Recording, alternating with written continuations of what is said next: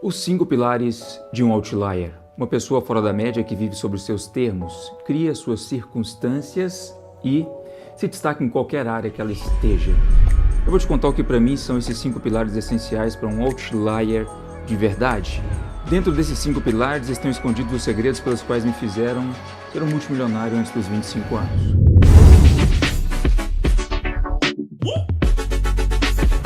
Se você parar de trabalhar, por quanto tempo poderá sobreviver com suas economias atuais?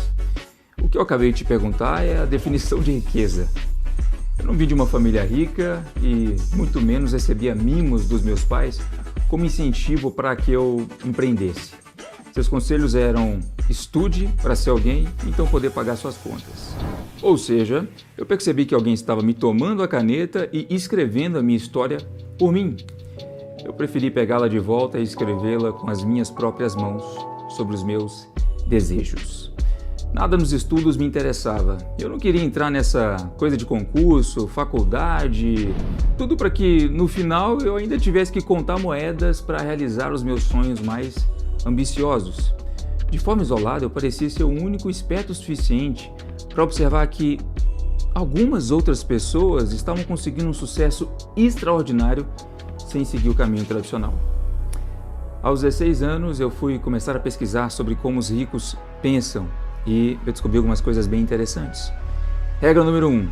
Você tem que conhecer a diferença entre um ativo e um passivo e passar a comprar ativos. Essa é a regra número 1 e é a única regra. Isso pode parecer absurdamente simples, porém, muitas pessoas não se têm ideia do quanto isso é profundo.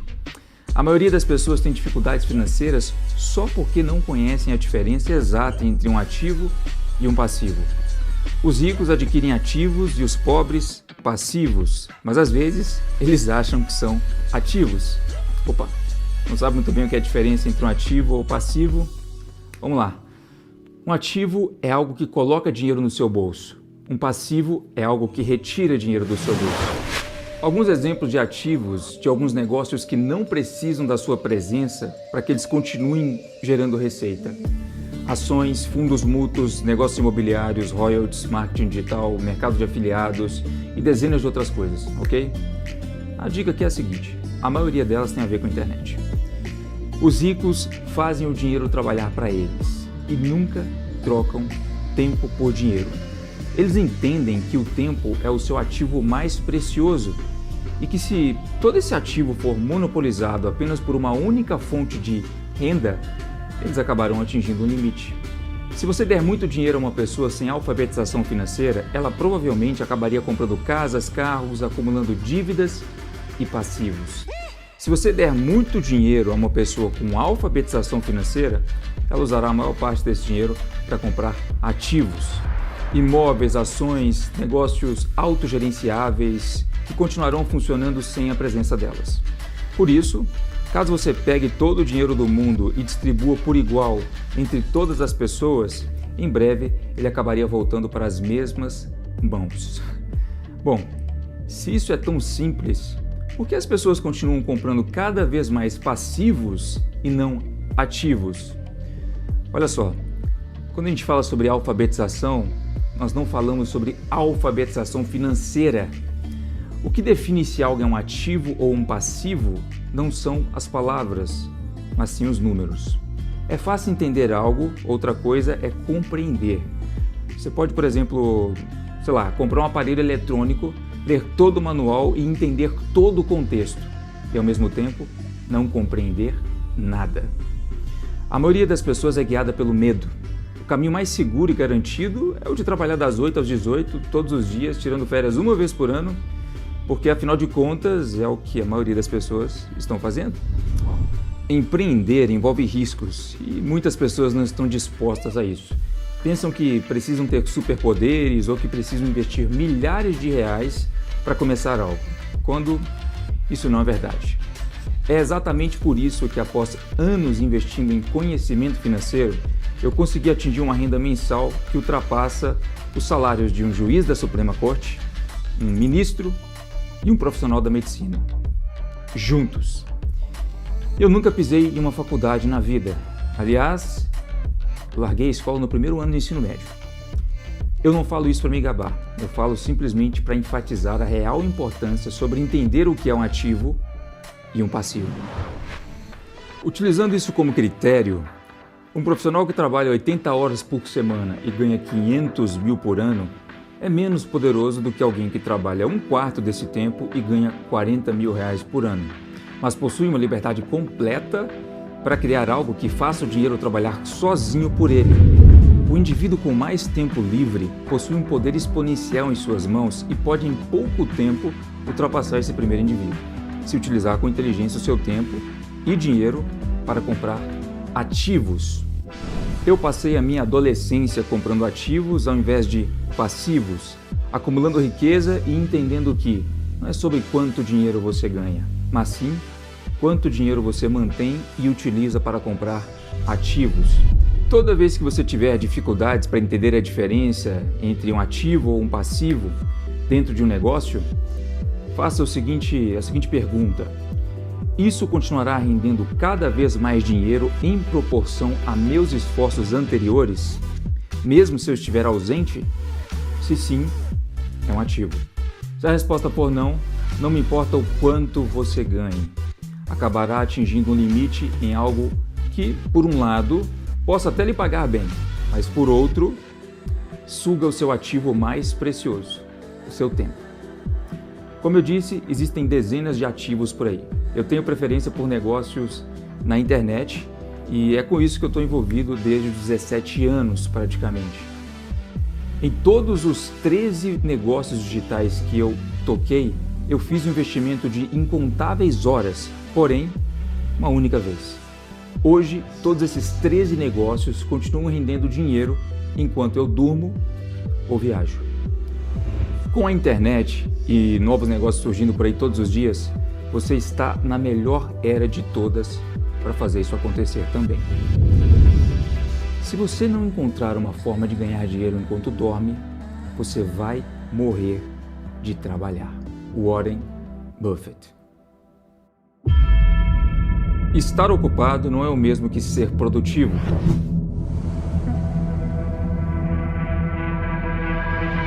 Ao longo dos últimos anos eu percebi que, aplicando apenas algumas técnicas simples, hoje eu acabo fazendo em algumas horas o que antes eu demorava semanas.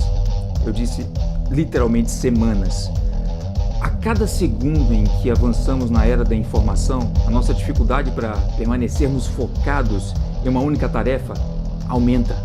Alguns especialistas em marketing digital afirmam que, na verdade, é muito mais difícil você conseguir se manter focado para atingir resultados em uma determinada coisa que, de fato, conseguir colocar as mãos em alguma informação privilegiada que pode te levar a esses resultados. Ou seja, o grande vilão, na maioria dos casos, é o foco, não são as técnicas aplicadas em si. A cada 8 minutos, estima-se que cada pessoa no planeta é interrompida pelo menos uma vez por uma grande distração. Seja redes sociais, pessoas, amigos, ligações, notícias. Além de ter que cuidar dessas interrupções contínuas, nós ainda temos a grande tarefa de conseguirmos estrategicamente priorizar apenas as atividades realmente mais importantes. E eu te afirmo uma coisa, não é tão simples quanto parece conseguir fazer essas duas coisas. Diariamente eu uso um exercício que chamo de pirâmide da produtividade. Na base da pirâmide estão as atividades sem valor nenhum ou um valor negativo para o meu negócio. Coisas como apenas ficar me preocupando à toa, ler notícias irrelevantes, checar o meu feed do Instagram, do Facebook, ler notificações de aplicativos, interrupções de outras pessoas e 1 milhão de outras coisas. Na próxima parte da pirâmide estão as atividades de pouco valor à hora, ok? Essas são coisas como administração, preencher planilhas, construir uma página, tarefas repetitivas. Essa parte eu também chamo de fazer o trabalho chato. Na próxima parte da pirâmide estão as tarefas de alto valor à hora. Essas são coisas como fazer o barulhinho da minha caixa registradora apitar. Coisas como criar ofertas novas, uma campanha de anúncios. Eu categorizo essa parte como as que você consegue praticamente enxergar o dinheiro entrando em tempo real. Você faz uma ação e o dinheiro entra. Você faz uma ação e o dinheiro entra.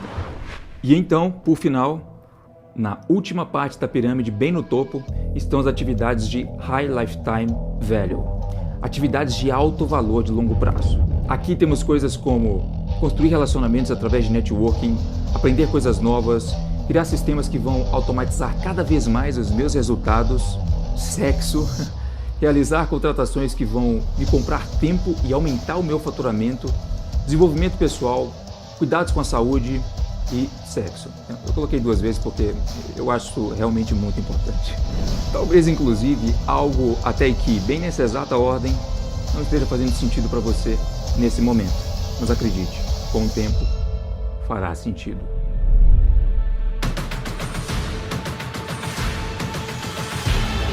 Pensamentos geram sentimentos, sentimentos geram ações, ações geram resultados. Não importa o quão valioso seja o seu negócio ou quanta produtividade você tenha. Sem esse ingrediente, mindset correto, para início de conversa, seu crescimento já está fadado ao fracasso.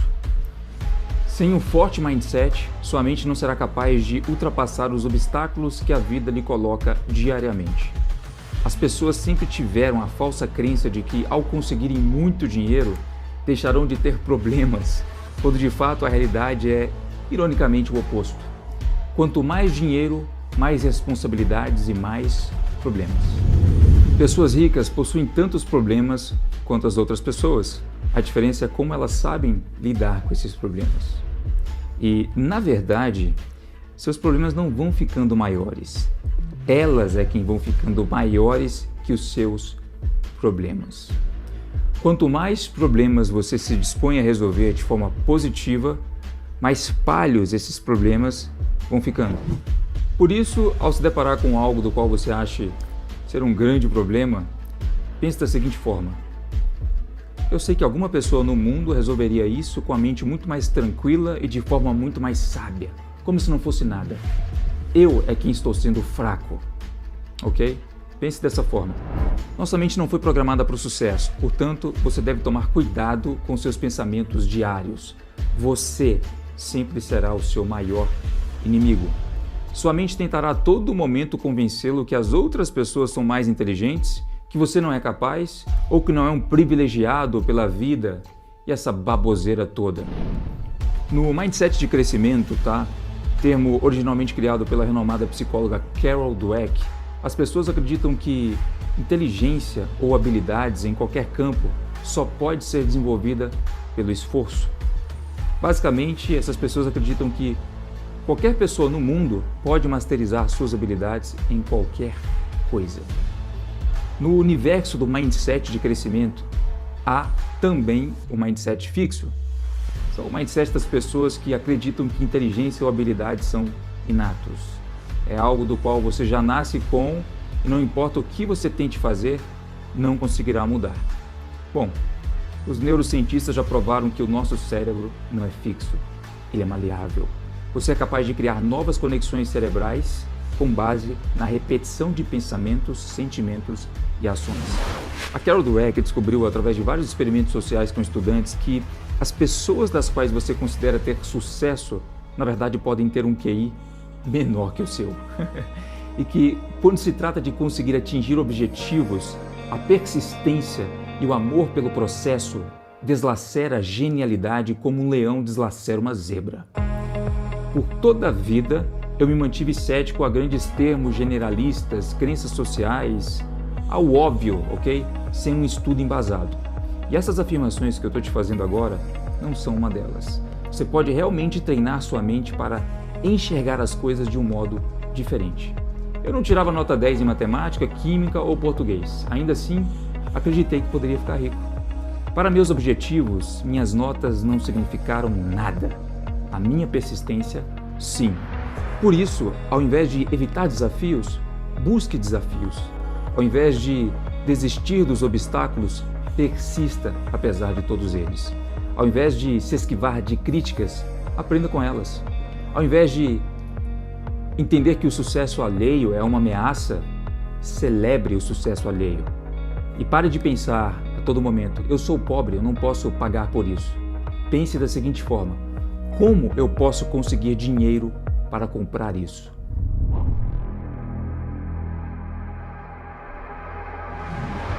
A primeira regra de qualquer negócio que use a tecnologia é que a automação aplicada em uma operação eficiente aumentará a sua eficiência.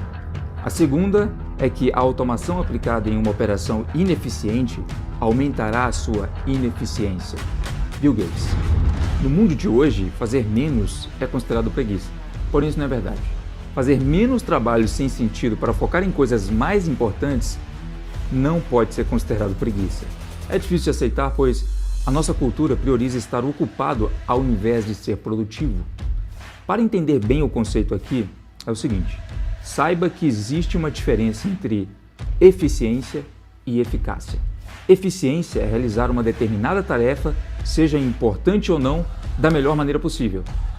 Eficácia é fazer as coisas certas que vão te colocar o mais próximo do seu objetivo. Por exemplo, vamos tentar deixar isso aqui um pouco mais claro. O melhor vendedor porta a porta do mundo pode ser eficiente. Ele pode utilizar as técnicas mais avançadas e refinadas de persuasão sem perder o tempo dele. Mas ele é completamente ineficaz. Ele venderia muito mais do seu produto utilizando métodos diferentes, como e-mails ou qualquer outro tipo de propaganda. Eficiência é importante, mas é inútil se não for aplicada para as coisas certas. Então, primeiro, seja eficaz para depois ser eficiente. Você provavelmente deve ter ouvido falar já na lei de Pareto, aquela coisa dos 80% das consequências vem sobre 20% das causas, certo? Com muito estudo, Pareto identificou e provou que essa lei se aplica para praticamente qualquer outra coisa na vida. Eu não entrarei muito em detalhes aqui, mas é o seguinte: isso significa que 20% dos seus esforços produzem 80% dos seus resultados. Você deve constantemente parar e analisar com frieza de onde estão vindo os 80% dos seus resultados, para eliminar esforços desnecessários que não produzem resultados. E assim então usar esse tempo extra para focar inteiramente nos 20% que produzem mais resultados de fato.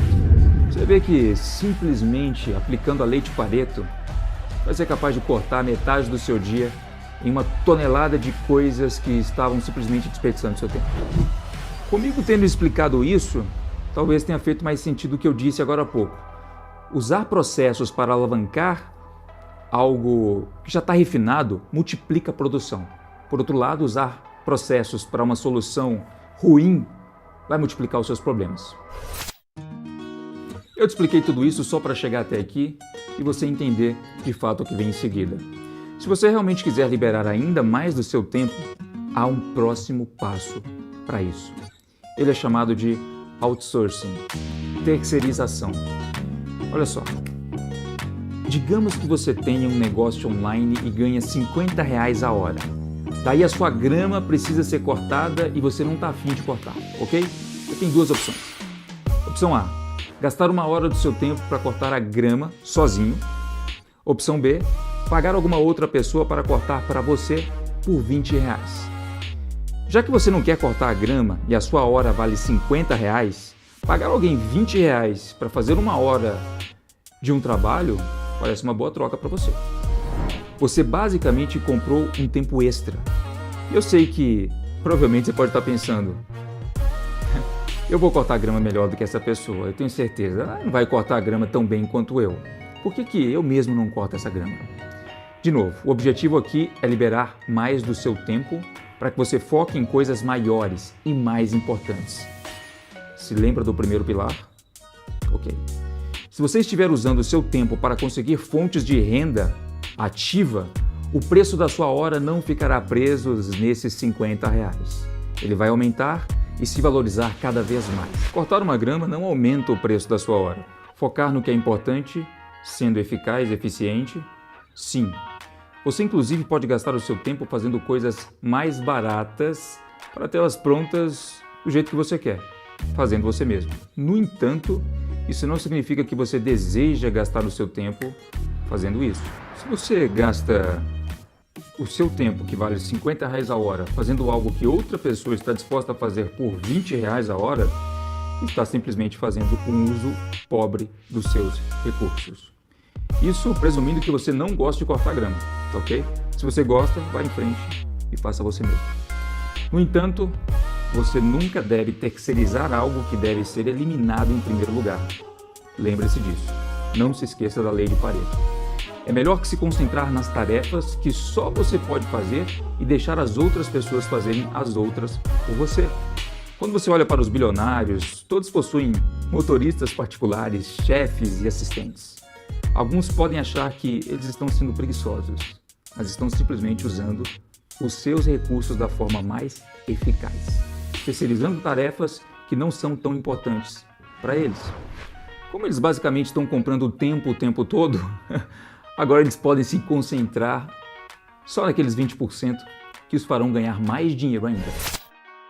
Ou eles podem gastar mais tempo com as suas famílias, gastar mais tempo assistindo Netflix, ou sei lá, fazendo o que quiserem fazer, visitando praias paradisíacas mundo afora, como eu, por exemplo. Hoje mantenho comigo uma planilha que me diz claramente quais são as atividades que mais estão gerando resultados no meu negócio. E ao mesmo tempo, quanto vale minha hora útil. Fazendo isso pelos últimos 3 anos, esse é o valor da minha hora útil hoje. Hoje eu possuo uma assistente que cuida das simples coisas que poderiam consumir com horas e mais horas do meu tempo em um mês, em uma semana, em um dia, ok? Eu conheço empresários que possuem de profissão em suas áreas exatamente quanta idade eu tenho hoje. E até hoje eles não entenderam essa simples matemática. Continuam gastando tempo em coisas desnecessárias. Se você realmente quer ser livre enquanto acumula riqueza, adquira o hábito de terceirizar coisas sem importância para ganhar mais tempo a fim de poder focar naquilo que você acha ser o mais importante para você.